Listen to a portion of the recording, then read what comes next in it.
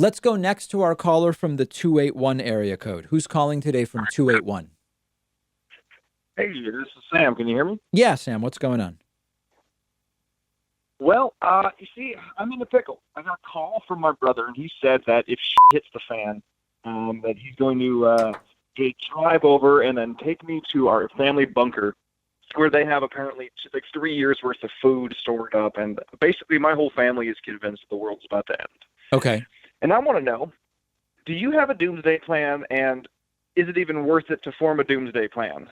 Okay, good. So just so I understand, Sam, is your family of a particular religious faith? Oh yeah, they sure are, buddy. It's just, It's funny. So the ones who are most into prepping are not actually religious, but I do come from a Catholic family. oh, okay. All right, that's interesting. And then where in the country is this all happening? So my family lives in South Dakota. The bunker is apparently in Montana, and I live in Texas. And did you not you knew about the existence of this bunker, right? Or was the news of it also new?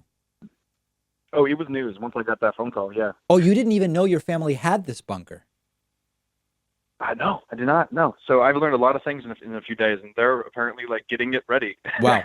So listen, here's my view. Yeah. I do believe it makes sense to have to do basic preparedness. And we've interviewed a couple of preparedness experts, and their view tends to be it doesn't really make sense to plan for the events that sort of have never happened and aren't like in the reasonable scope of what you can kind of plan for. It makes sense to plan for more likely things. So you can't leave your house at all for 3 days, or the food supply is interrupted for a couple of weeks or something like that.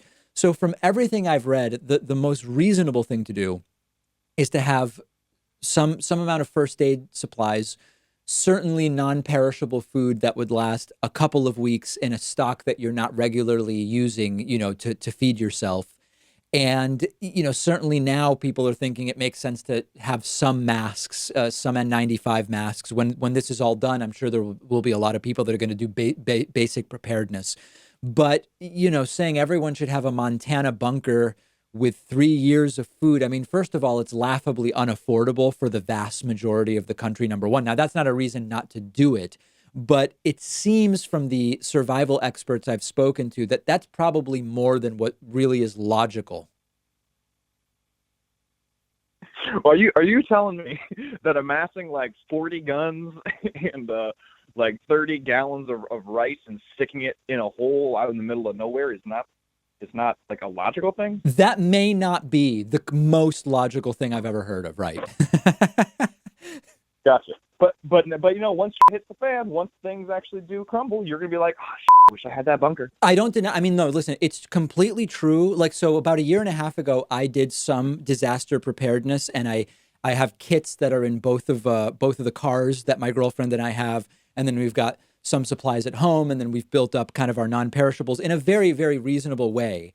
And I think that a lot more people are going to be doing that. And I mean, listen, I'm keeping a list of things that once things settle down, if I survive all of this, I want to have just to feel. So like, for example, now that we know about the run on masks, okay, maybe I'll get 20 masks or, 50 masks or some number and have them for whenever, just so I don't have to worry about it, right? I put it out of my head, so to speak, or whatever. I think that we're going to see more people certainly do that once this all settles down.